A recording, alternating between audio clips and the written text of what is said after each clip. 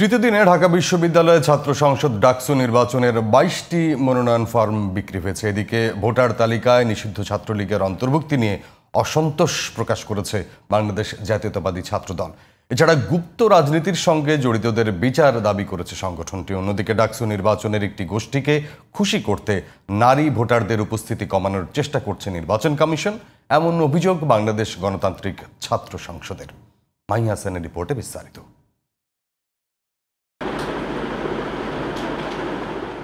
বৃহস্পতিবার তৃতীয় দিনের মতো সকাল 10টায় ঢাকা বিশ্ববিদ্যালয়ের সিনেট ভবনে ডাকসু নির্বাচনের ফর্ম বিক্রি শুরু হয়, যা চলে বিকেল 4টা পর্যন্ত। ফর্ম কেনার নির্ধারিত সময় শেষে নির্বাচনের চিফ রিটার্নিং কর্মকর্তা জানান, বৃহস্পতিবার পর্যন্ত 42টি মনোনয়ন ফর্ম বিক্রি হয়েছে। ডাকসুর ভিপি পদের জন্য মনোনয়ন ফর্ম কিনেছেন সর্বমোট 10 জন। 22 জন মনোনয়নপত্র সংগ্রহ করেছে। এর মাঝে ভিপি পদে 5 জন, জিএস পদে 1 জন, এজিএস পদে 2 জন, সদস্য পদে 4 জন। আমরা যদি গত 3 দিনের টোটাল বলি, সর্বমোট আমরা 42 জনকে মনোনয়নপত্র বিতরণ করতে পেরেছি।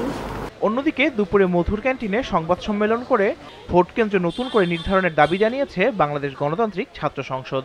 বর্তমান নির্বাচন কমিশন একটি গোষ্ঠীকে খুশি করতে নারী ভোটারদের ভোট দিতে অনুৎসাহিত করছে বলে অভিযোগ করে সংগঠনটি। আমাদের কথা ছিল, আমাদেরকে বলা হয়েছিল একাডেমিক এলাকার মধ্যে করা হবে, কেন্দ্র করা হবে। টিসি একাডেমিক এলাকা কিনে আমি ঢাকা বিশ্ববিদ্যালয়ের প্রশাসনের কাছে প্রশ্ন রাখতে চাই। সোশ্যাল ওয়েলফেয়ার ইনস্টিটিউট কিন্তু বঙ্গমাতা এবং কুইতমতি হলের সামনে অবস্থিত। সেখানে না করে কেন আমাদের এই ঢাকা বিশ্ববিদ্যালয় ক্লাবে আনা হচ্ছে? আমরা মনে করছি যে এর পিছনেও হীন পরিকল্পনা জড়িত। কারণ এখানে একটা অংশ চায় না যে নারীরা ভোটে অংশগ্রহণ করুক। কারণ নারীরা ভোটে অংশগ্রহণ করলে যেভাবে হাসিনা পালাই গেছে নারীদের অংশগ্রহণে, এখানে নারীদের বিরুদ্ধে যারা রাজনীতি করে, যারা মোরাল পুলিশিং করে, যারা স্লাট শেমিং করে, যারা সাইবার বুলিং করে, তাদের রাজনীতিও থেমে যাবে। এদিকে বিকেলে হল রাজনীতি ও ডাকসু নির্বাচন ইস্যুতে বিশ্ববিদ্যালয়ের প্রশাসনের সঙ্গে বৈঠকে বসে বাংলাদেশ জাতীয়তাবাদী ছাত্রদল। বৈঠক শেষে সংগঠনটির সভাপতি বলেন, ডাকসুর ব্যাপারে ইতিবাচক ছাত্রদল। তবে বিগত সময়ে ছাত্রলীগের রাজনীতিতে জড়িতদের বিচার নিশ্চিত করা যায়নি বলেই তাদের নাম ভোটার তালিকায় এসেছে, এমন অভিযোগ তার। বিভিন্ন সামাজিক ও সাংস্কৃতিক সংগঠন রয়েছে, গঠনতন্ত্রে লেখা রয়েছে যে কেউ যদি রাজনীতি ছাত্র সংগঠনের সাথে সম্পৃক্ত থাকে তাকে এখানে নেতৃত্বে নিয়ে আসা যাবে না।